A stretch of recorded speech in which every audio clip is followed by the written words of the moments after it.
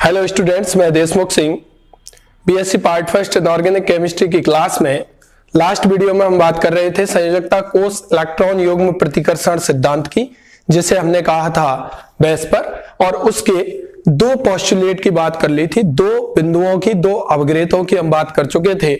मैं यहाँ रिपीट कर रहा हूं। पहला जो अवग्रहित था ये बेस पर है, वो गिलेस्पी और नाइयो हमने दिया था। इसके द्वारा हम किसी भी अणु की संरचना को आसानी से निर्धारित कर सकते हैं, ये इसका मुख्य अनुप्रयोग था। उसके बाद मैंने आपको ज्यामिति और संरचना में अंतर बताया था। ज्यामिति में हम किसी भी अणु में जो भी बॉन्ड पेयर होते हैं और लोन पेयर होते हैं, उन दोनों का 3D अरेंजमेंट हम देखते हैं, जबकि जो स्ट्रक्चर या शेप जो होती है उसमें हम केवल बॉन्ड पेयर ही बॉन्ड पेयर कंसीडर करते हैं। अर्थात ज्यामिति में से यदि लोन पेयर को हटा दें तो उस अणु की बना हुआ जो रूप होता है वह उसकी क्या कहलाती है? संरचना कहलाती है। बेस पर के दो पोस्टुलेट मैंने आपको लास्ट वीडियो में बताए थे। पहला पोस्टुलेट ये था कि यदि किसी भी अणु में केंद्रीय परमाणु से जुड़े हुए सभी परमाणु बॉन्ड पेयर के द्वारा जुड़े हुए हैं, उसमें कोई भी लोन पेयर नहीं है, तो उस अणु की ज्यामिति तथा संरचना समान होती है। और हम ये भी जानते हैं कि किसी भी अणु की जो ज्यामिति है उसका निर्धारण हम उस अणु में जो भी केंद्रीय परमाणु है उस पर संकरण ज्ञात करके कर सकते हैं। दूसरे पोस्टुलेट में मैंने ये बताया था, दूसरे अवग्रहित में मैंने ये बताया था कि बेस्पर ने यह कहा कि यदि किसी अणु में केंद्रीय परमाणु से बॉन्ड पेयर के साथ साथ लोन पेयर भी जुड़े हुए हैं, तो उस स्थिति में उस अणु की ज्यामिति और संरचना अलग अलग होती है, कभी भी समान नहीं होती। उस अणु की ज्यामिति में विकृति आ जाती है, और विकृति का क्रम आने का जो क्रम होता है, जो बंध कोण का मान भी वहां पर परिवर्तित हो जाता है। और वो क्रम मैंने आपको बताया था कि वहां पर होता है प्रतिकर्षण, और प्रतिकर्षण किस किस के बीच में सबसे ज्यादा हो रहा था? एलपी के बीच में होने वाला प्रतिकर्षण सबसे ज्यादा था, उसके बाद एलपी और बीपी के बीच में, और लास्ट में जो नगण्य प्रतिकर्षण होता है वो होता है बीपी और बीपी के बीच में। बीपी से मतलब है बॉन्ड पेयर और एलपी से मतलब है लोन पेयर। इन दो मुख्य अवग्रहितों की बेस पर की हम बात कर चुके थे। तीसरा जो अवग्रहित है वो है ये बेस पर जो है वो बंध कोण के क्रम को भी आसानी से निर्धारित कर सकते हैं। अर्थात यदि हमें दो या तीन अणु, अलग अलग अणु हम ले लें और उनमें यदि हम बंध कोण के क्रम को निर्धारित करें कि किसका बंध कोण ज्यादा होगा, किसका बंध कोण कम होगा, अर्थात किसी भी अणु में बंध कोण का निर्धारण भी आसानी से किया जा सकता है, तो और तुलना भी आसानी से की जा सकती है। यदि हमारे पास दो या दो से अधिक प्रकार के अणु उपस्थित हैं और उन अणुओं में हमें यदि बंध कोण के क्रम का पता लगाना है तो हम आसानी से उस क्रम को भी ज्ञात कर सकते हैं। इसके लिए हम बेस्पर का उपयोग करते हैं। और बेस्पर में जो गिलेस्पी और नाइयो हमने अपना एक कॉन्सेप्ट दिया था कि कुछ दो या दो से अधिक अणुओं में हमें जब तुलना करनी होती है तो मैंने एक तरीका उसका फिक्स किया है। उस तरीके से यदि आप चलेंगे तो आप आसानी से उन अणुओं में बंध कोण के क्रम को ज्ञात कर पाएंगे, कभी भी आपका क्वेश्चन गलत नहीं हो सकता। तो वो तरीका क्या है?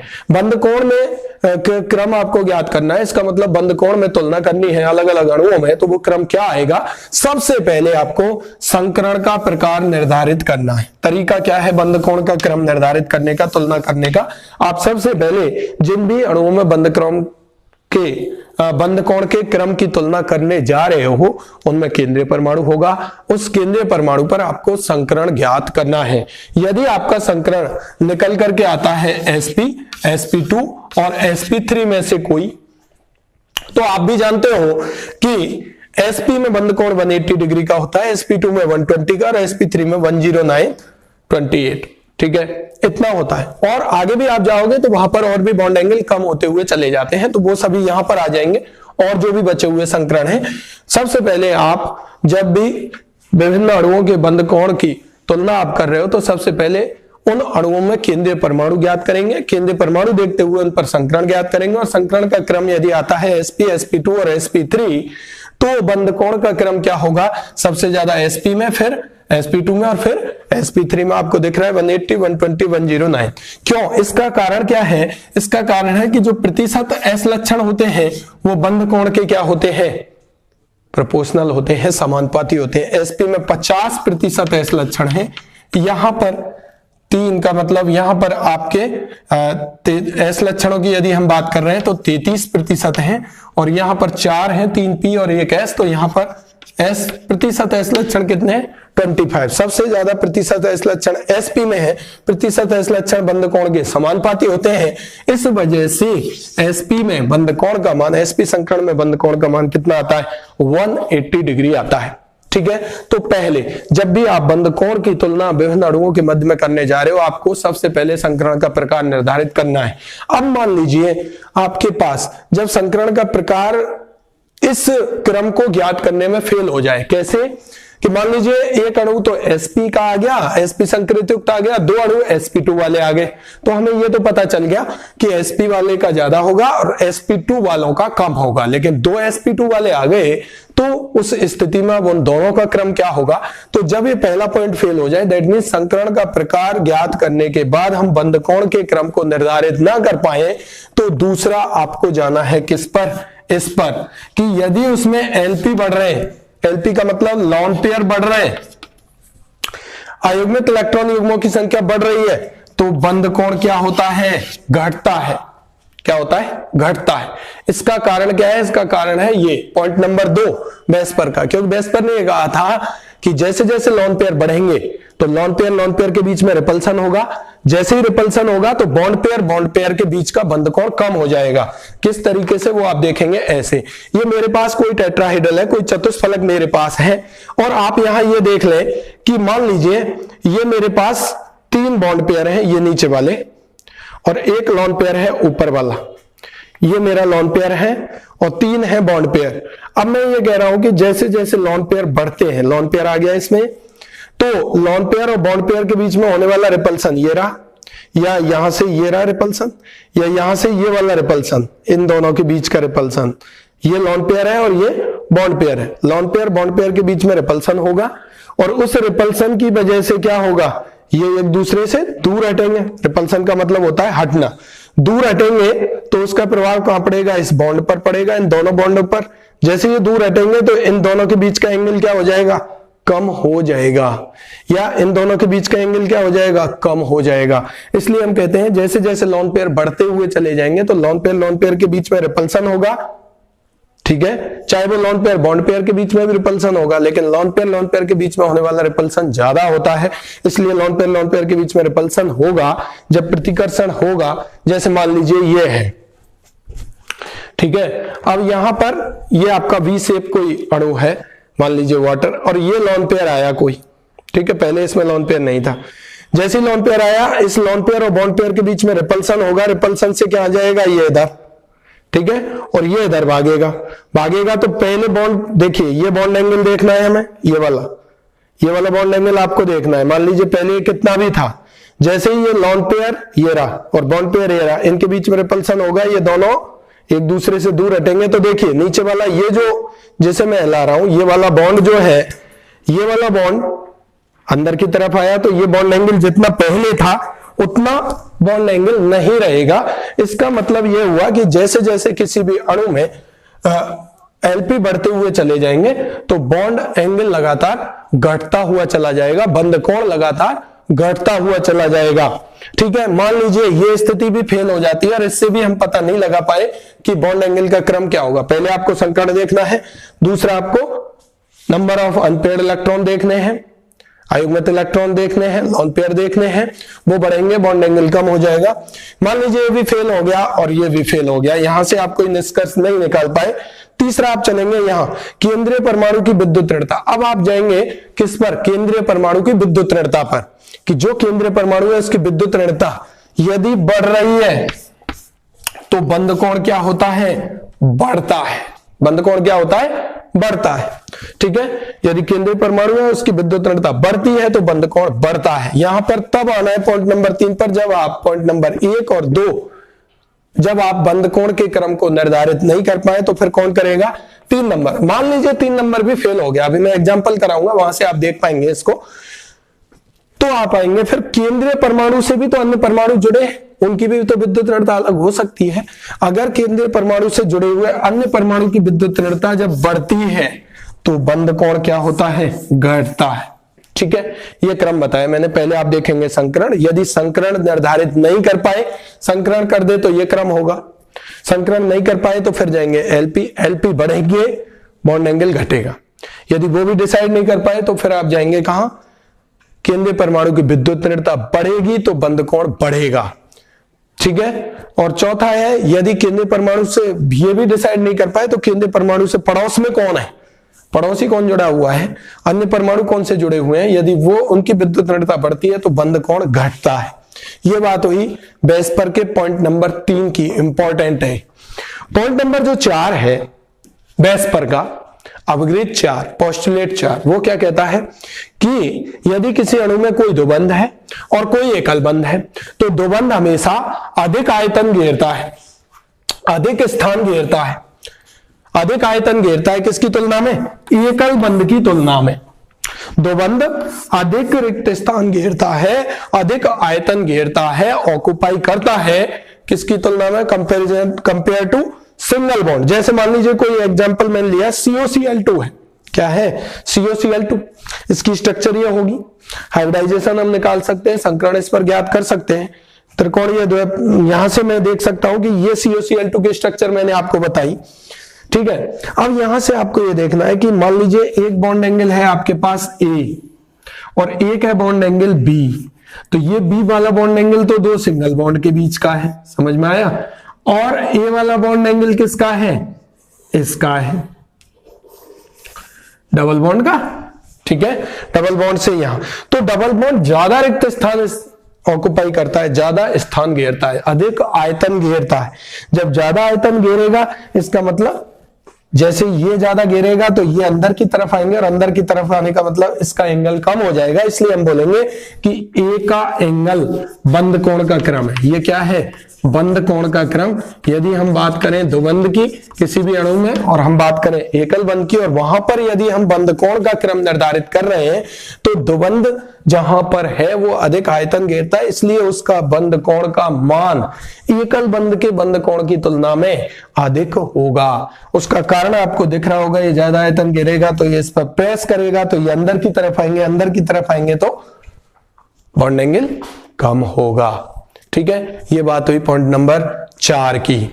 अब आता है, हम यहां इसको सॉल्व करने का प्रयास करते हैं। जो हमारा पॉइंट नंबर 3 था, उस पॉइंट नंबर 3 को हम एग्जांपल्स की सहायता से सॉल्व करते हैं कि मान लीजिए हमारे पास दो मॉलिक्यूल्स इस तरीके के हैं जिनसे हम बंद कोण के क्रम को ज्ञात करना चाहें तो आसानी से ज्ञात कर सकते हैं। पहला हमने एग्जांपल लिया किसका, CH4 का, और दूसरा एग्जांपल यहां पर तुलना करने के लिए हम काम में ले सकते हैं NH3, और तीसरा एग्जांपल हम काम में ले सकते हैं किसका, H2O का।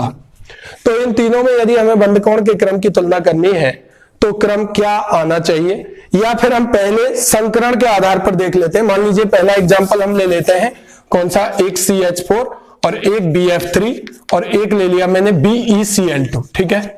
अब यहां पर आपको देखना है पहले कि केंद्रीय परमाणु क्या है, तो यहां पर कार्बन है, यहां पर बोरॉन है और यहां पर बेरिलियम है। जैसा मैंने लास्ट वीडियोज में आपको किसी भी अणु में केंद्रीय परमाणु पर संकरण ज्ञात करने का फॉर्मूला बताया था, उस फॉर्मूले के आधार पर यदि आप यहां पर संकरण निकालोगे तो संकरण आएगा sp3, यहां पर संकरण आएगा sp2 और यहां पर संकरण आएगा sp।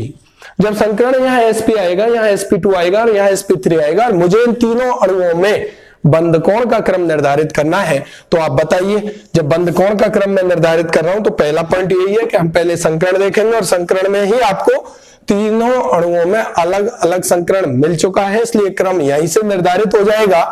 सबसे ज्यादा बंद कोण किस में मिलेगा, sp वाले में, उसके बाद sp2 और फिर मिलेगा sp3, तो क्रम आएगा ये, ठीक है। BeCl2 में ज्यादा, फिर BF3 और फिर CH4। क्वेश्चन हो गया। अब हम बात करते हैं यहां, मान लीजिए आपके पास दूसरा एग्जांपल है, ये तो संकरण का हो गया। दूसरा आपने ले लिया कि मान लीजिए संकरण जब निर्धारित नहीं कर पाए तो आप आएंगे पॉइंट नंबर 2 पर, अयुग्मित इलेक्ट्रॉनों की संख्या।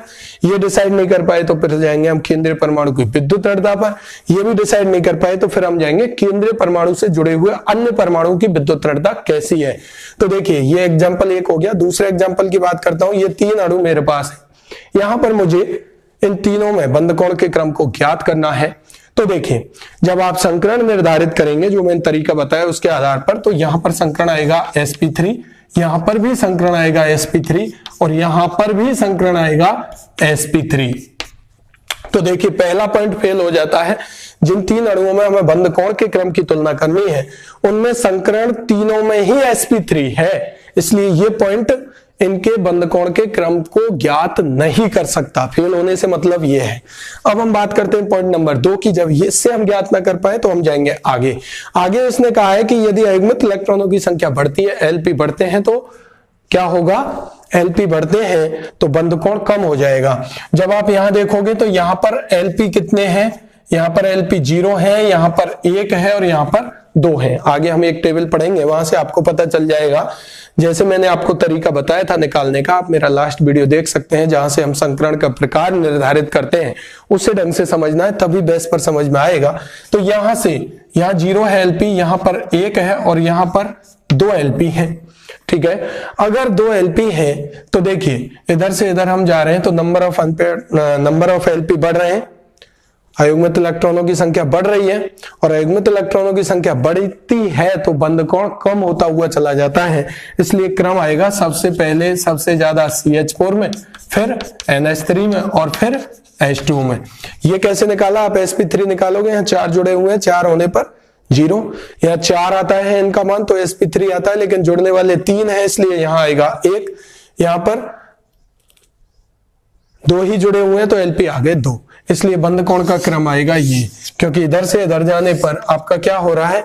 नंबर ऑफ लोन पेयर बढ़ रहे हैं, इसलिए बंद कोण लगातार कम हो जाएगा। क्योंकि लोन पेयर के बीच में रिपल्सन बढ़ेगा तो बॉन्ड एंगल कम होगा। ये पॉइंट इसको डिसाइड करता है, तो इसका एग्जांपल हो जाएगा ये।